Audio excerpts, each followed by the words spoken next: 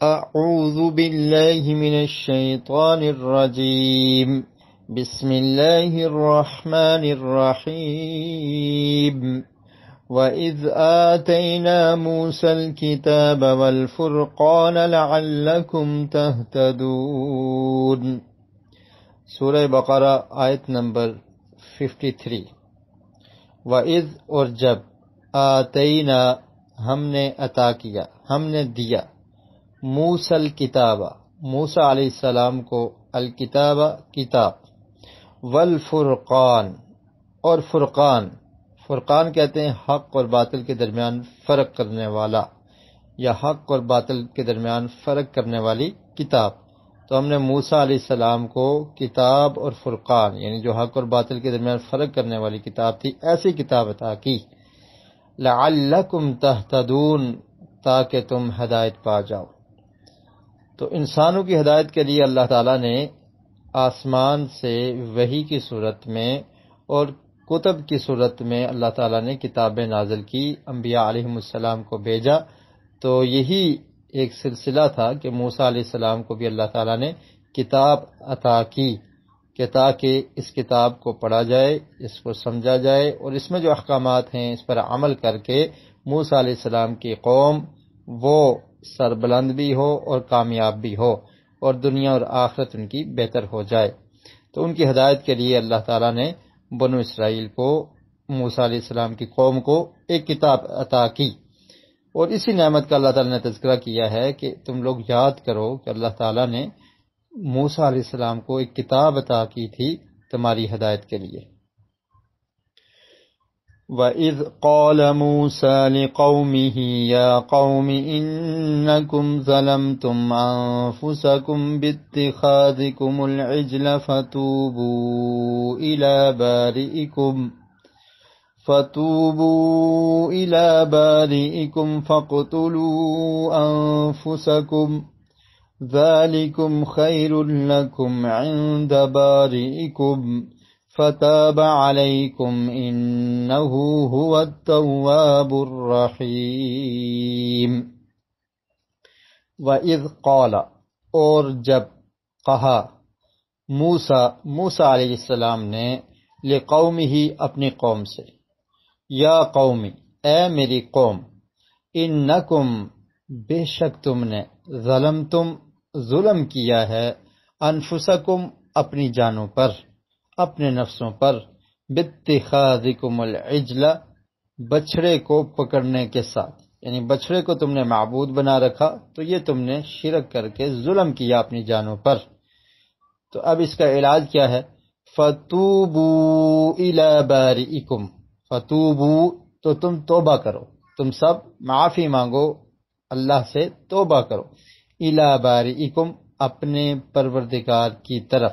بارئی کہتے ہیں پیدا کرنے والا، تو جو تمہارا پیدا کرنے والا ہے وہ رب، اس کی طرف تمہیں توبہ کرنی چاہیے کہ تم نے لوگوں نے اللہ کے ساتھ شریک بنایا، بچھڑے کی عبادت شروع کر دی، بچھڑے کو معبود بنا لیا، تو اب تم توبہ کرو۔ فَقْتُلُوا أَنفُسَكُمْ اور توبہ کا طریقہ کیا ہوگا کہ اپنی جانوں کو قتل کر دو، اپنے آپ کو قتل کر دو۔ ذَلِكُمْ خَيْرٌ لَكُمْ یہ خیر لکم بہتر ہے تمہارے لیے، عند بارئکم تمہارے پروردگار، تمہارے پالنے والے کے ہاں۔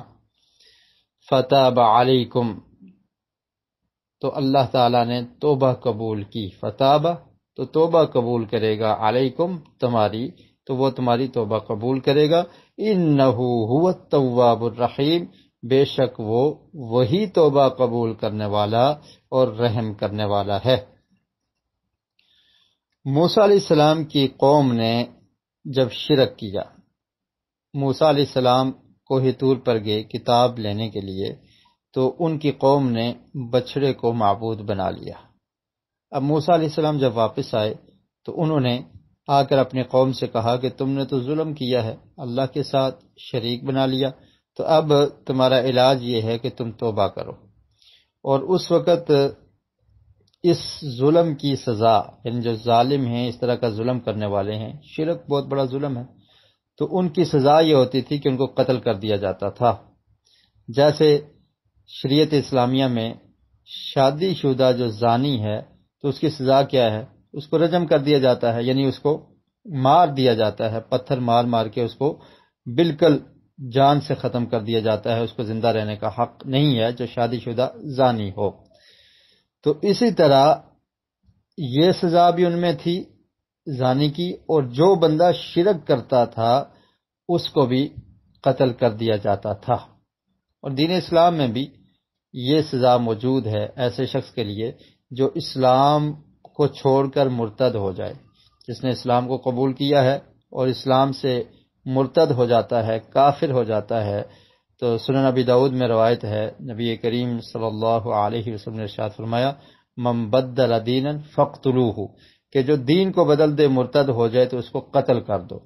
لیکن یہ گنجائش رکھی کہ اگر وہ توبہ کر لیتا ہے، معافی مانگ لیتا ہے اور دوبارہ سے مسلمان ہو جاتا ہے تو پھر اسے معاف کر دیا جائے گا، چھوڑ دیا جائے گا۔ لیکن شادی شدہ زانی اگر زنا کا ارتکاب کرتا ہے تو اس کو سزا دی جائے گی۔ تو یہی سزا ان میں تھی، تو اللہ رب العالمین نے حکم دیا فَاقْتُلُوا أَنفُسَكُمْ، اپنے آپ کو، اپنی جانوں کو قتل کرو۔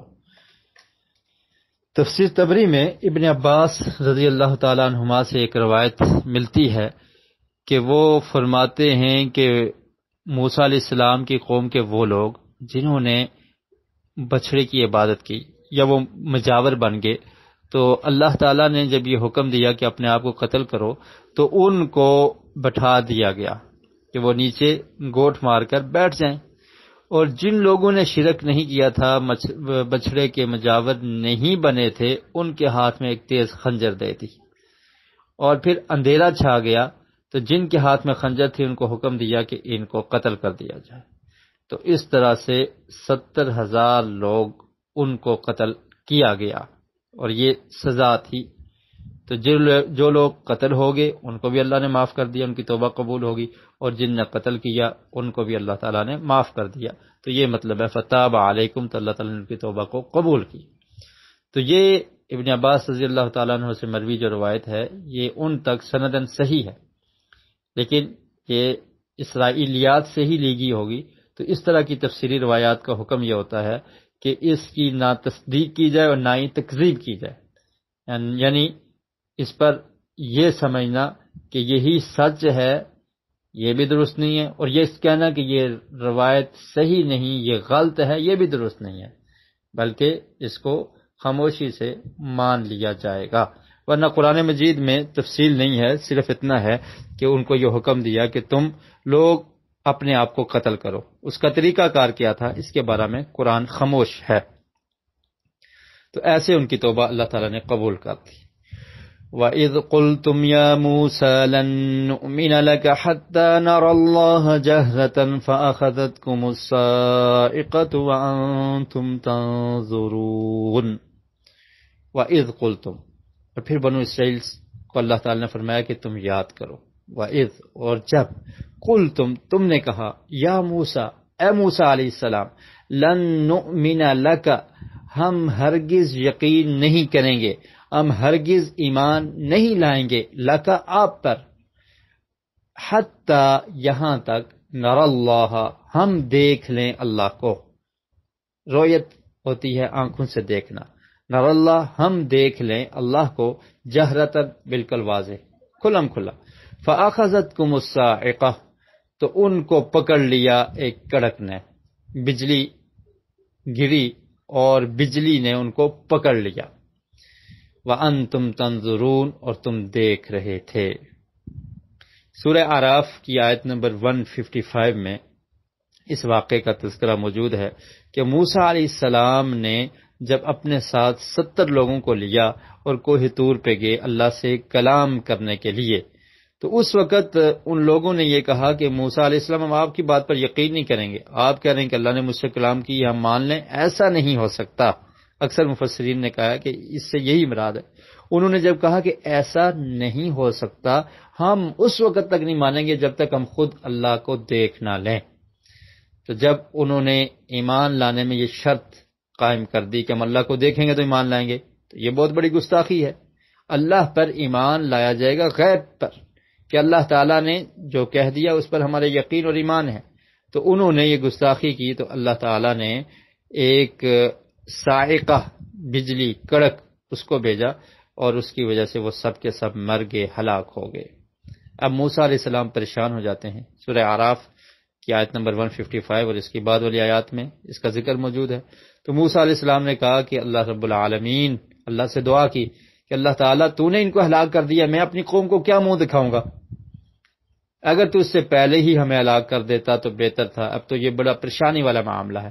تو اللہ تعالیٰ نے دوبارہ ان کو زندہ کر دیا۔ تو اس کا ذکر اگلی آیت میں ہے، ثم بعثناکم من بعد موتکم لعلکم تشکرون، پھر ہم نے زندہ کیا تم کو، بعثناکم دوبارہ زندہ اٹھایا۔ جیسے ہم کہتے ہیں نا مرنے کے بعد جی اٹھنے کو، اس پر یقین ہے، تو اس کو کیا کہتے ہیں کہ بعث بعد الموت، موت کے بعد دوبارہ زندہ ہونا۔ ثم بعثناکم، پھر ہم نے زندہ کیا تم کو، دوبارہ اٹھایا تم کو، من بعد موتکم، تمہاری موت کے بعد، لعلکم تشکرون، تاکہ تم شکر کرنے والے بن جاؤ۔ سبحانک اللہم و بحمدک، اشہد ان لا الہ الا انت، استغفرک و اتوب الیک۔